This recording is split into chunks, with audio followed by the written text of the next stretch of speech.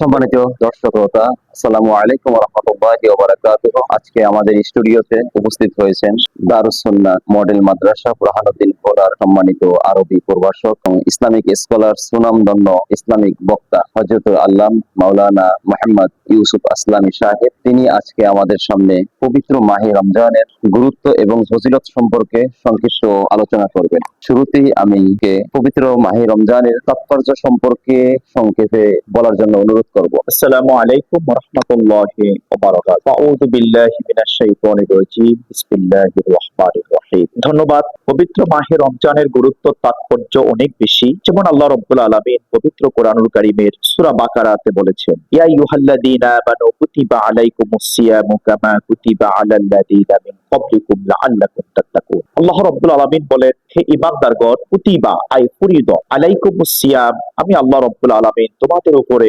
রমজানের সিয়াম সাধনাকে ফরজ করেছি। কামা কুতিবা আলাল্লাযীনা মিন ক্বাবলিকুম লাআল্লাকুম তাত্তাকুন, আমি যেমনই ভাবে তোমাদের পূর্ববর্তী জাতিদের উপরে রোজাকে ফরজ করেছিলাম, আই লাআল্লাকুম তাত্তাকুন মিনাশ শিরকি ওয়াল কুফরি মা নাহাল্লাহু আন, অর্থাৎ সমস্ত কুফরি থেকে, শিরক থেকে, কবিরা সগীরা, সমস্ত ফাহেশা অন্যায় থেকে ফিরে যাতে করে মুসলমান মুত্তাকি, তাকওয়া, পরহেজগার, খোদাভীতি অবলম্বন করতে পারে, সেজন্য আল্লাহ রাব্বুল আলামিন রমজানুল কারীমে রোজা ফরজ করেছেন। এই রমজানের রোজা তাৎপর্য সম্পর্কে আল্লাহর আখিরি নবী মুহাম্মদ রাসূলুল্লাহ সাল্লাল্লাহু আলাইহি ওয়াসাল্লাম বলেন, আন আবি হুরায়রা রাদিয়াল্লাহু তাআলা আনহু قال قال رسول الله صلى الله عليه وسلم اذا دخل رمضان فتحت ابواب السماء। রমজানের এত বড় তাৎপর্য, মর্যাদা, গুরুত্ব, রাসূল বলেন রমজান মাস আসলেই রমজানের বরকতে আল্লাহ রাব্বুল আলামিন আসমানের সমস্ত দরজা সমূহ খুলে দেন। ফি রিওয়ায়াতিন ফুতিহাত আবওয়াবুল জান্নাহ, এবং সমস্ত জান্নাতের দরজা আল্লাহ খুলে দেন। ওয়াগুল্লিকাত আবওয়াবু জাহান্নাম, এবং জাহান্নামের সমস্ত দরজা আল্লাহ বন্ধ করে দেন। ও সুলসিলাতিশ শায়াতিন, রমজানুল মুবারকের বরকতে শয়তানগুলোকে আল্লাহ শৃঙ্খলে আবদ্ধে বন্দী করে দেন। ফি রিওয়ায়াতিন ফুতিহাত আবওয়াবুর রাহমাহ, এবং রমজানের মর্যাদার কারণে আল্লাহ রহমত সমস্ত দরজা সমূহ আল্লাহ খুলে দেন। মিশকাত শরীফের হাদিস, মান সামা রমাদানা ঈমানান ওয়া ইহতিসাবান গুফিরা লাহু মা তাকাদ্দামা মিন যাবি, যে ব্যক্তি রমজান মাসে রোজা রাখলো ঈমানের সাথে, ওয়া ইহতিসাবান, সওয়াবের উদ্দেশ্যে, গুফিরা লাহু মা তাকাদ্দামা মিন যাবি, আল্লাহ রাব্বুল আলামিন তার জীবনের সমস্ত গুনাহসমূহ মাফ করে দেন। ওমান কামা রমাদানা ঈমানান ওয়া ইহতিসাবান গুফিরা লাহু মা তাকাদ্দামা মিন যাবি, আল্লাহ রাসূল বলেন, যে ব্যক্তি রমজানে রোজা রেখে কিয়ামুল লাইল করবে, অর্থাৎ রমজানের রাতের বেলা আল্লাহর ইবাদতে কাটাবে, আল্লাহ তার জীবনের সব গুনাহ মাফ করে দিবেন। ওমান কামা লাইলাতুল কদরি ঈমানান ওয়া ইহতিসাবান গুফিরা লাহু মা তাকাদ্দামা মিন যাবি, আর রমজানুল মুবারকে আল্লাহ যে মহিমান্বিত রজনী দিয়েছেন লাইলাতুল কদর, সে কদর যে ব্যক্তি পেয়ে গেল, আল্লাহ তার জীবনের সব গুনাহ মাফ করে দিবেন। শুধু তাই নয়, আমি সর্বশেষ তৃতীয় ধাপে রমজানের তাৎপর্য শুধু এটুকুই বলবো, আল্লাহ তাআলা কোরআনুল কারীমে নামাজের কথা বলেছেন, কিন্তু কোন ওয়াক্তে কত রাকাত এটা আছে হাদিসে, এটা কোরআনে নেই। এবং নামাজ এর কথা বিস্তারিত রাসূল কারীম সাল্লাল্লাহু আলাইহি ওয়াসাল্লাম হাদিসে বলেছেন। যাকাতের কথা আল্লাহ কোরআনে বলেছেন, কিন্তু কয়টি গরু হলে কয়টি গরু যাকাত দিতে হবে, কয় হাজার টাকায়, লক্ষ টাকায় কত হাজার টাকা যাকাত দিতে হবে, এভাবে আল্লাহ বিস্তারিত ব্যাখ্যা করেন নাই। ঠিক হজের কথা আল্লাহ বলেছেন, সাফা মারওয়া কিভাবে আপনি দৌড়াদৌড়ি করবেন, এবং হজের কথা বিস্তারিত আল্লাহ কোরআনে বলেন নাই, শুধু হজের বিধানের কথা বলেছেন। কিন্তু আল্লাহ রাব্বুল আলামিন আপনি রোজা রাখবেন কিভাবে, ইফতার করবেন, রাসূল বলে দিয়েছেন কিভাবে আপনি সেহরি খাবেন, এবং রোজা না রাখতে পারলে আপনি কিভাবে ফিদিয়া দিবেন, এবং অসুস্থ অবস্থা আপনার কি করণীয়, এবং রোজা অবস্থায় ডাক্তার যদি বলে আপনি রোজা ছাড়তে হবে তখন কি করণীয়, আল্লাহ সব কথা কোরআনুল কারীমে ডিটেইলস বলে দিয়েছে। শুধু এটাই না, আল্লাহ কোরআনের কোন জায়গায় বলেন নাই সলাতুলি, অর্থাৎ আমার জন্য নামাজ, হাজ্জিলি, আমার জন্য হজ, এভাবে বলেন নাই। কিন্তু আল্লাহ তাআলা হাদিসে কুদসিতে বলেছেন, আস-সাওমুলি ওয়া আনা আজ্জি বিহি, রোজা আমার জন্য আর এর প্রতিদান আমি আল্লাহ নিজেই দিব। এতে বোঝা যায় সকল ইবাদতেরই মর্যাদা বেশি, রমজানুল কারীমে রোজার মর্যাদা আল্লাহর কাছে সবচেয়ে বেশি। সম্মানিত মুহতারাম, এবার আমরা আপনার কাছে জানতে চাইবো, পবিত্র মাহে রমজান তো হিজরিতে আমাদের জন্য আল্লাহ তাআলা ফরজ করেছেন। সুন্দর প্রশ্ন করেছেন আমার প্রিয় মুবাশশির ভাই। আল্লাহ রাব্বুল আলামিন নামাজ ফরজ করেছেন, হজ ফরজ করেছেন, যাকাত ফরজ করেছেন, ঠিক মাহে রমজানের রোজাকেও আল্লাহ একটা সময় ফরজ করেছেন। সকল ফকিহ এর ঐক্যমতে রোজা দ্বিতীয় হিজরি শাবান মাসে আল্লাহ রাব্বুল আলামিন ফরজ করেছেন। যেমন বিশ্ববিখ্যাত মুহাদ্দিস মুফাসসির আল্লামা বদরুদ্দিন আইনি রহমাতুল্লাহ আলাইহি বলেন ফুরিদাস সাওমু ফি সুন্নতি সানিয়া ফাসামান নাবিয়্যু তিসআ রমাদানা। রাসূল করিম সাল্লাল্লাহু আলাইহি ওয়াসাল্লাম আমাদের উপরে আল্লাহ রাব্বুল আলামিন রোজা দ্বিতীয় হিজরিতে ফরজ করেছেন এবং আরেকটি আল্লাহ তার হাবিবের জীবনে মোট 9টি রমজানের রোজা রেখেছেন। ফুরিদাস সাওমু ফি সুন্নতি সানিয়া রোজাকে আল্লাহ ফরজ করেছেন দ্বিতীয় হিজরি শাবান মাসে এবং ফাসামান নাবিয়্যু সাল্লাল্লাহু আলাইহি ওয়াসাল্লাম তিসআ রমাদান। আল্লাহ নবীজির জীবনে রাসূল মোট 9টি রমজানুল মুবারক পেয়েছেন। জি জি, এবার আমরা আপনার কাছে জানতে চাইবো ছেলে ও মেয়েদের কত বছর বয়স হলে পবিত্র রমজানের রোজা? জি, ধন্যবাদ আপনাকে। রোজা কত বছর বয়স থেকে ফরজ হয় সেই ব্যাপারে আপনি জানতে চেয়েছেন। এটা আসল প্রিডিক্স করার কোনো সুযোগ নেই, বিভিন্ন জায়গায় বিভিন্ন রকম হতে পারে। এটা মূলত একজন মানুষের হেলথি স্বাস্থ্যের উপরে এটা অর্জন করা হয়। যেমন আম্মাজান আয়েশা রাদিয়াল্লাহু তাআলা আনহা বলেছেন যে মেয়েরা 9 বছর হয়ে গেলে বালেগ হয়, ছেলেদের ক্ষেত্রে 10 থেকে 11 বছর। কিন্তু আমরা অন্যান্য সময় দেখি আল্লাহ রাব্বুল আলামিন যাদেরকে ভালো স্বাস্থ্য দিয়েছেন এটা তার স্বাস্থ্যের উপর ডিপেন্ডস করে সেক্ষেত্রে। তবে আম্মাজান আয়েশা রাদিয়াল্লাহু তাআলা আনহা বলেছেন যে রমজানুল মুবারকে রোজাটা ফরজ হয় ছেলে মেয়েদের উপরে, বালিগার উপরে আল্লাহ রোজা ফরজ করেছেন। সেক্ষেত্রে ছেলেরা বালেগ হয় 10 থেকে 11 বছর বয়সের মধ্যেই আর মেয়েরা হয়ে যায় 9 বছরের মধ্যেই। আর আরেকটি বিষয় হচ্ছে রাসূল করিম সাল্লাল্লাহু আলাইহি ওয়াসাল্লাম নামাজের বিধানের ক্ষেত্রে বলেছেন মুরু আওলাদাকুম তোমরা তোমাদের সন্তানদেরকে আদেশ করো বিসসালা নামাজের অহুম আবনাউ সাবআ সিনিন যখন তাদের বয়স 7 বছর হয়, ওয়া আবরিবুহুম আলাইহা অহুম আবনাউ আশার যখন তাদের বয়স 10 হয়ে যাবে তখন তাদেরকে তোমরা নামাজের জন্য প্রহার করো। এক্ষেত্রে বোঝা যায় নামাজের মতো বিধানকে 7 বছরের সময় আল্লাহ নবীজি বলছে তোমরা সন্তানদেরকে, মেয়েদেরকে, ছেলেদেরকে আদেশ করো নামাজে। আর 10 বছরের সময় নামাজ না পড়লে ডাইরেক্ট তোমরা তাদেরকে শাস্তির ব্যবস্থা করো, লাঠি রাখো। ঠিক হযরত ওমর রাদিয়াল্লাহু তাআলা আনহু তার সার্বিক জীবনে ঘরকে শাসন করার জন্য ছেলে মেয়েদেরকে, পরিবার পরিজনদেরকে যাতে লাঠি সে সবসময় ঘরের সে ঝুলিয়ে রাখতেন। ঠিক আমাদের উচিত এভাবে করা। তো নামাজের মতো বিধান যেহেতু 7 বছরের সময় আদেশ হয় তাহলে আমাদের বাচ্চা কাচ্চাদেরকে, ছেলে মেয়েদেরকে 7 বছরের সময় আমরা আস্তে আস্তে সলাতের দিকে ধাবিত করব।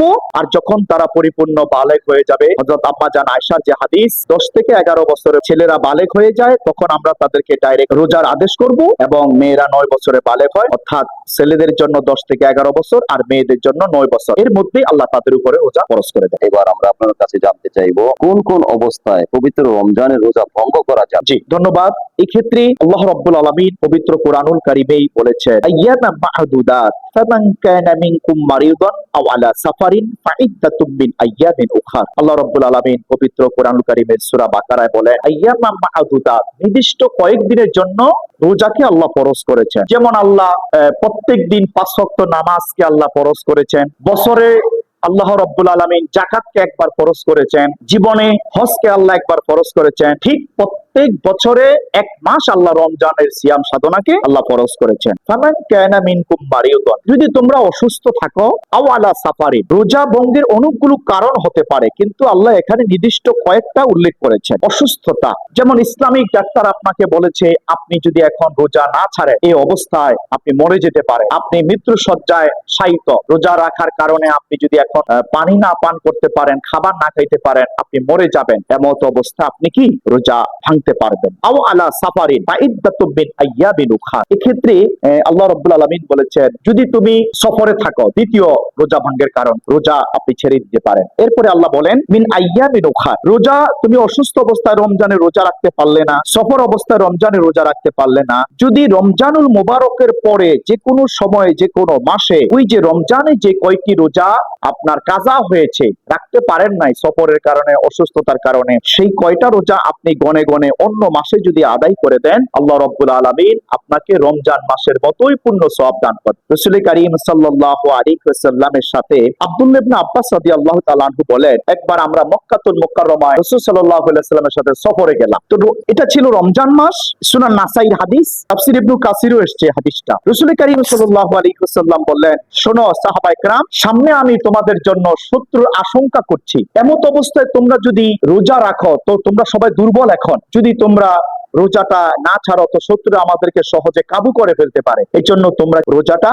ভেঙে দাও। রাসূল সাল্লাল্লাহু আলাইহি ওয়াসাল্লাম বললেন যে রোজা ছেড়ে দেওয়াই তোমাদের জন্য শক্তি। রাসূল কারীম সাল্লাল্লাহু আলাইহি ওয়াসাল্লাম এটাও বলেছেন মুসাফিরের জন্য রোজা অর্ধেক, আল্লাহ নামাজ ছাড় দিয়েছেন। একজন গর্ভবতী মা তার পেটে সন্তান এমত অবস্থায় যদি রোজা রাখে তাহলে ইসলামিক ডাক্তার বলেছেন তার বাচ্চার ক্ষতি হতে পারে, সেজন্য সে রোজাটা ছেড়ে দিতে পারবে। চতুর্থ কারণ হচ্ছে যে স্তন্যদানকারী, অর্থাৎ একজন মা তার সন্তানকে দুধ পান করাচ্ছেন, এমতো অবস্থায় যদি সে রোজা রাখে, ওই বাচ্চার দুধ খেতে কষ্ট হবে, খাবার না খেলে মায়ের স্তনে তার দুধ আসবে না, সেজন্যই সে রোজাটা ছেড়ে দিতে পারবে। গর্ভ অবস্থায় এবং বিশেষ যে কোনো অবস্থায় আপনি বিপদে মুসিবতে পড়ে গেছেন, অনিবার্য কারণ যেটাকে বলা বিশেষ প্রয়োজন, আপনি এমতো অবস্থায় রোজা আপনি ছেড়ে দিতে পারবেন। যেমন আপনি আগুনের মধ্যে পড়ে গেছেন এবং পানিতে ডুবে যাওয়ার সম্ভাবনা আছে, এমতো অবস্থায় যদি আবু সাইদ খুদরি রাদিয়াল্লাহু আনহু বলে রোজা ভাঙ্গা যাবে, তবে একটি হাদিস এসেছে রাসূল করিম সাল্লাল্লাহু আলাইহি ওয়াসাল্লাম বলছেন, রমজানুল মুবারকের রোজা যদি কেউ ইচ্ছাকৃত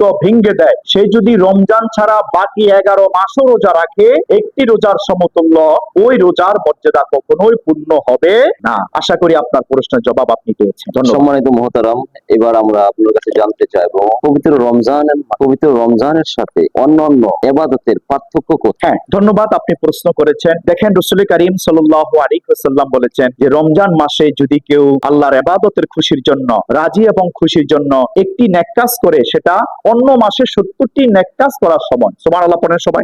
সম্মানিত আমার যারা দেখছেন, আমার প্রিয় ভাইরা বোনেরা, শুধু এটাই না, রমজানে আল্লাহ রাব্বুল আলামিন অগণিত বরকত ঢেলে দেন বান্দার জন্য, মুমিনের রিজিক বৃদ্ধি পেয়ে যায়। এবং রাসূল করিম সাল্লাল্লাহু আলাইহি ওয়াসাল্লাম বলছেন রমজানুল মুবারকে নফল ইবাদতের সওয়াব একটা ফরজের সমতুল্য হয়ে যায়, এবং যে ব্যক্তি রমজানুল মুবারকে একটি ফরজ আদায় করে, আল্লাহ তাকে 70টা ফরজের সমান সওয়াব দান করে দেন। এভাবে রমজানুল মুবারকের ইবাদতের সাথে অন্যান্য ইবাদতের পার্থক্য অনেক। যেমন রমজানুল মুবারক আসলে আমরা দেখি আল্লাহ রহমতের কারণে গোটা মসজিদ ভরে যায়। ইফতারের সময় আল্লাহ দোয়া কবুল করেন, সেহরির সময় দোয়া কবুল করেন। সেহরি ক্ষেত্রে এসেছে রাসূল করিম সাল্লাল্লাহু আলাইহি ওয়াসাল্লাম বলেছেন, যারা সেহরি খান, আল্লাহ রাব্বুল আলামিন দুনিয়ার সমস্ত ফেরেশতা, আসমানের সমস্ত ফেরেশতা তাদের উপরে খাস রহমত নাজিল করে দেয়। সেক্ষেত্রে অন্য 11 মাসের ইবাদতের চেয়ে রমজানুল মুবারকের মর্যাদা বেশি। এই জন্য ইবাদতের মধ্যে পার্থক্যটা হলো এই, অন্যান্য মাসে যে ব্যক্তি একটি নফল করবে, রমজানুল মুবারকে যে ব্যক্তি একটি নফল আদায় করবে,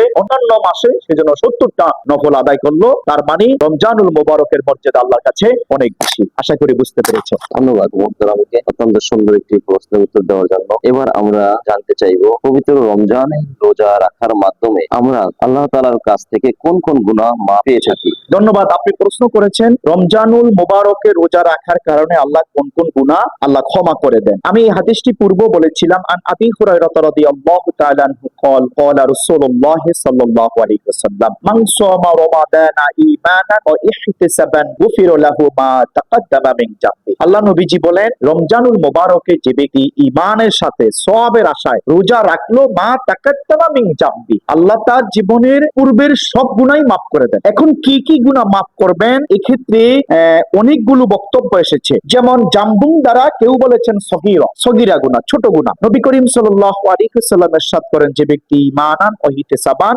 সওয়াবের আশায় ঈমানের সাথে রোজা রাখবে, তার জীবনের সমস্ত সগীরা গুনাহগুলো আল্লাহ ক্ষমা করে দিবেন। তবে অনেকগুলো বক্তব্য, তার মধ্যে মুফতাহবিহি কওল হলো, তার উপরে ফতোয়া, সেটা হচ্ছে কোন ব্যক্তি যদি আল্লাহর হক নষ্ট করে, আল্লাহ সেটা মাফ করে দিবেন। কিন্তু কোন ব্যক্তি যদি হাক্কুল ইবাদ, বান্দার হক নষ্ট করে, ওই বান্দার কাছে ক্ষমা চাইলে আল্লাহ তাকেও মাফ করে দিবেন। কিন্তু সমস্ত গুনাহ থেকে যে ব্যক্তি আল্লাহর কাছে তাওবা করবে এই রমজানে, শিরক থেকে, কুফর থেকে, অন্যায় পাপাচার, খাদ্যে ভেজাল দেওয়া থেকে, সিন্ডিকেট ব্যবসায়ীরা দ্রব্যমূল্যের দাম বৃদ্ধি থেকে, মানুষকে কষ্ট দেওয়া থেকে, গীবত, চগলখুরি, শাকাত, একজনের পিছে আরেকজন সমালোচনা, আলোচনা করা, এই সমস্ত বিষয় থেকে যে ব্যক্তি রমজানের রোজার সাথে তাওবা করবে, রমজানের সালাতুত তারাবির সাথে তাওবা করবে, আল্লাহ রাব্বুল আলামিন তার জীবনের সমস্ত গুনাহ খাতাগুলি আল্লাহ মাফ করে দিবেন। আল্লাহ তো বান্দাকে মাফ করতে চান। আল্লাহ তাআলা হাদিসে কুদসিতে বলেন যে, বান্দা লাউ গাফারতু যুনুবাক আনা সামা, বান্দা তোমার গুনাহগুলি যদি আকাশের মেঘমালা পরিমাণ পৌঁছে যায়, আর তুমি যদি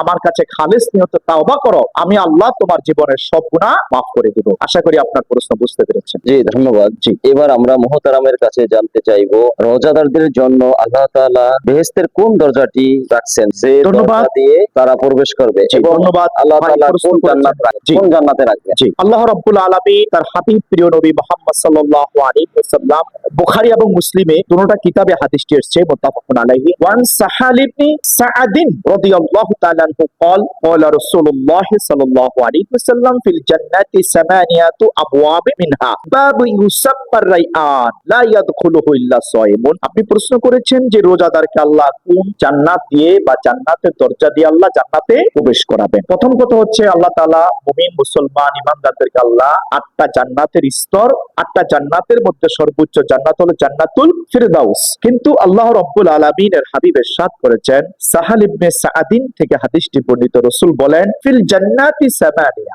আবওয়াবি, জান্নাতের 8টি দরজা আছে, মিনহা বাবু ইউসাম্মার রাইআন, তার মধ্যে একটি দরজার নাম হচ্ছে রাইআন, লা ইয়াদখুলুহু ইল্লা সায়িমুন, অন্য কোন ঈমানদার মুসলমান জান্নাতে প্রবেশ করতে পারবে না। তার মানে এই হাদিস প্রমাণ করে আল্লাহ রোজাদারদেরকে রাইআন নামক আল্লাহ তাআলা জান্নাত দিয়ে দিবেন, আর ওই দরজা দিয়ে আল্লাহ রোজাদারদেরকে প্রবেশ করাবেন। আশা করি আপনি বুঝতে পেরেছেন। জি, ধন্যবাদ মাননীয় মোহতারামকে আজকে তার গুরুত্বপূর্ণ সময় দিয়ে পবিত্র রমজানের গুরুত্ব, ফজিলত এবং সমসাময়িক কিছু প্রশ্নের উত্তর দিয়ে আমাদেরকে উপকৃত করার জন্য। আসসালামু আলাইকুম ওয়া রাহমাতুল্লাহি ওয়া বারাকাতুহু।